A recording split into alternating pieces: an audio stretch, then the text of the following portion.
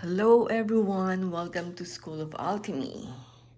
Today I'm gonna give an overview of the New York Times bestseller, The Secret History of the World by Mark Booth. So this book is a paperback.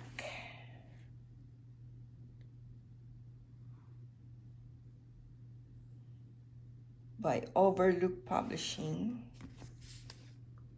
This is the back.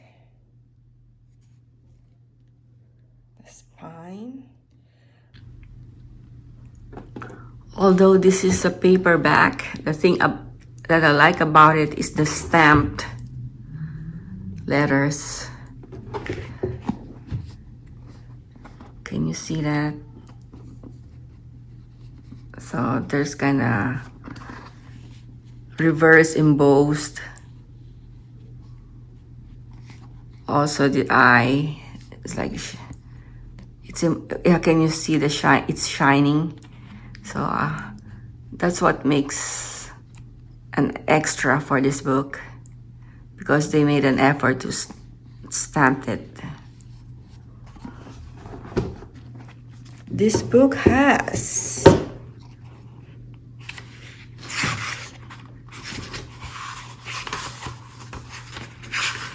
601 pages, including indexes.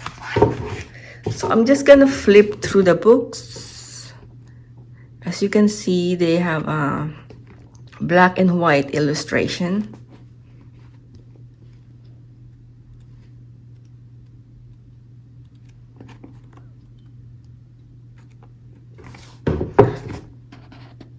So for me, this font is quite small, but it is, but you can still read it, even though this far. But I prefer something that looks like this when I read it because of my eyesight. So in the middle, they have a colored pages and illustrations. Does this look familiar to you?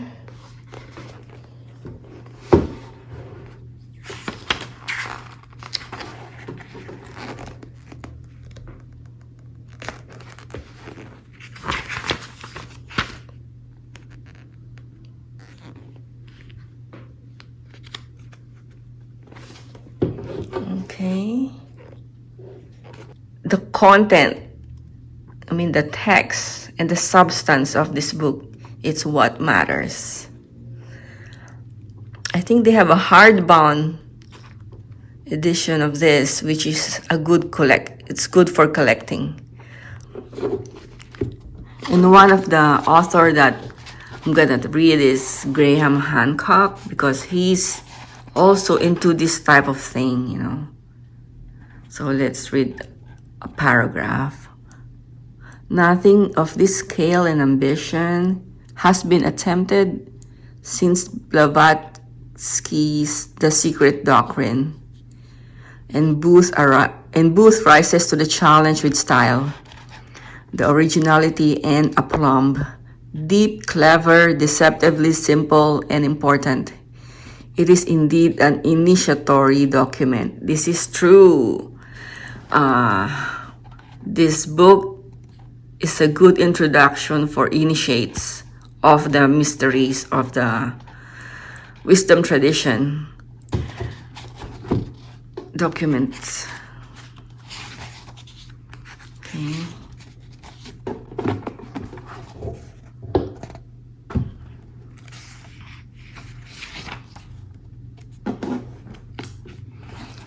Copyright 2008 by Mark Booth. Okay, these are the contents. I'm gonna read it by chapter. In the beginning, chapter 1. I'm not gonna mention the chapter anymore. I'm just go through it, okay? A short walk in the ancient woods, the Garden of Eden, Lucifer and the light of the world. Normally, Lucifer and light of the world is from Madame Blavatsky. That's her concept. the God who loved women,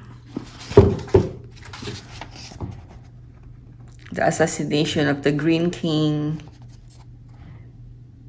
the age of demigods and heroes, the Sphinx and the Time Lock, the Neolithic Alexander the Great, the Way of the Wizard, getting to grips with matter, the descent into darkness,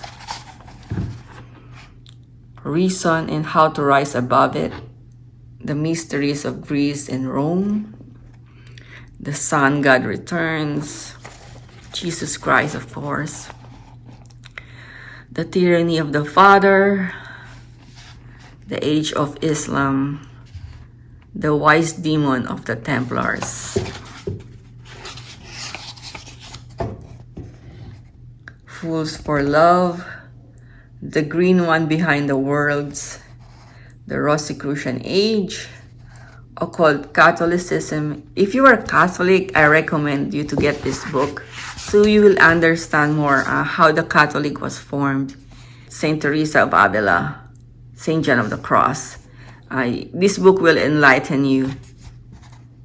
The occult book, The Occult Roots of Sciences, like Isaac Newton. Isaac Newton is a Freemason and also an occultist. The Age of Freemasonry, the Mystical Sexual Revolution. Well, if you're interested with that. And what intrigues me is Swedenborg and Blake is also here in the Mystical Sexual Revolution. The Illuminati and the Rise of Unreason, the Mystic Death of Humanity. And here you can see there's there's Dostoevsky. Like he is an existentialist. And Wagner, Freud, and Jung are here too, This is gonna be an interesting part. Chapter 27. Then Wednesday, Thursday, Friday, the Antichrist, re-entering the Asian wood, the Maitreya Buddha, postscripts, acknowledgements, illustration, acknowledgement, note to sources and indexes. I'm gonna read you one of the introduction because it tells a lot about what this book is about. So I think this is important to read to you. Okay. This is a history of the world that has been taught down to the ages in certain secret societies. That's true. It may seem quite mad from today's point of view, but an extraordinarily high proportion of the men and women who made history have been believers. Yes. Historians of the ancient world tell us that from the beginnings of Egyptian civilization to the collapse of Rome, public temples in places like the Thebes, Eleusis, remember the Eleusinian mystery? And Ephesus had priestly enclosures attached to them. Classical scholars refer to these enclosures as the mystery schools. If I find something interesting, I'm going to stop.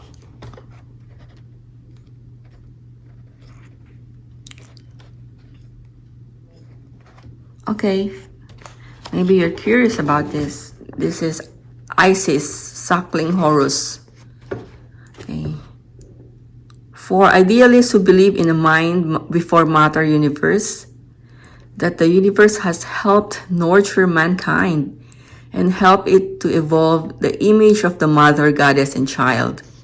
Perhaps even more than the cross is their central and most important icon.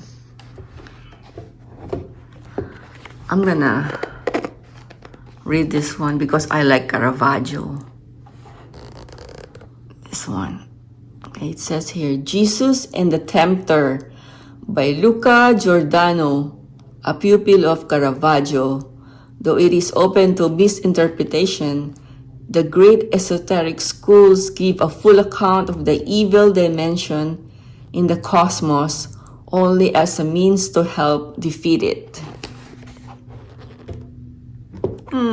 So sad. I remember a former president always say that. So sad. This is the Annunciation from the Church of Saint Mary Magdalene. I like paintings, I really like classical paintings. In this late medieval triptych, it is possible to discern bats and demons roosting in the arches. An angel with the wings of a short-eared owl, and a horned and bearded demon. In local lore, it was painted by a Satanist. Mona Lisa.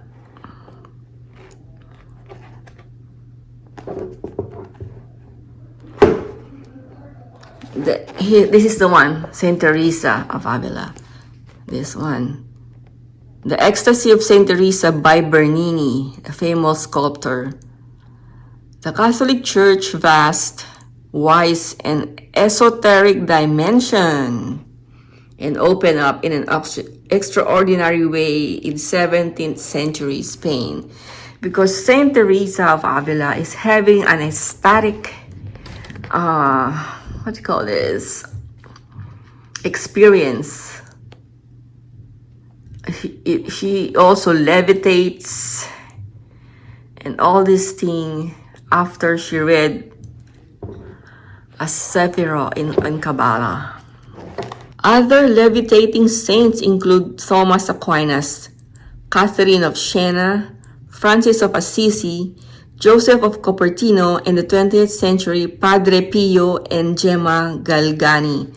So those names that I mentioned, that mentioned here in the book, those are Catholic saints. Even Padre Pio, really? Padre Pio, wow. I can't believe it, but now I do. And this is an interesting one. This is Bernini's famous obelisk of Santa Maria sopra Minerva is derived from Albert Hypnerotomachia, as we have seen, also as key occult influence on Leonardo da Vinci. Haven't you wondered why there's obelisk in Washington D.C. Also in is there an obelisk in London? Why is this Egyptian obelisk in the capital of the United States, right? Because United States was built by Freemasons. Here you go. Cleopatra's Needle shortly before its transportation to London. Okay, so this is the one. This, you can see this in London, right? They took it from Egypt. This is what we do. We go to a certain country and steal their culture. Okay? This figure is a famous figure in Freemasonry because he is General Albert Pike, Grand Master and Initiate.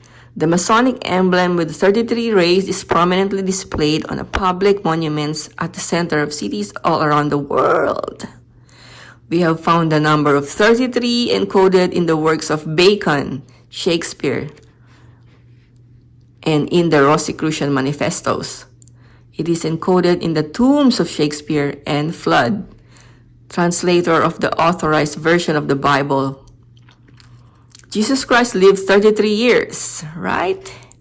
The significance of this number is one of the oldest and most closely guarded secrets of esoteric philosophy. 33 is the rhythm of the vegetative realm of the cosmos, the dimension that controls interactions between the spirit worlds and the material world. One last thing. This is about the psychedelics. The signet ring from Mycenae with poppy-bearing priestess. Experience of a thought in all its constantly mutating multidimensional glory may well be familiar to people who experiment with drugs such as marijuana or hallucinogens such as LSD.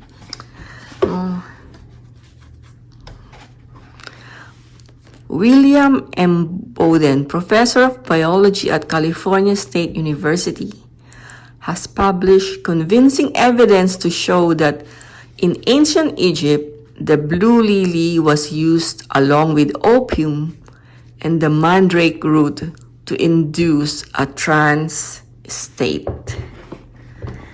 So they've been doing hallucinogens thousands of years ago. So why not make it legal, huh? Why make LSD illegal? Because when you take an LSD, your mind will open. And then you will understand, or you will realize that the world is not all material. There's another world, the higher worlds, world of spirit. And you will also have this experience that everything is one. You are a part of everything. You are a part of the tree, the table, the cosmos, and the universe. That the universe and you are just one. So there will be no division. And if there's no division, there is no war. And you don't have to hate your neighbor. So it's an eye-opening. So that's my overview of The Secret History of the World by Mark Booth, published by Overlook. The Overlook Press, New York. So thanks for watching this video. I hope you enjoy it. See you next week for more of the secrets. Okay, bye.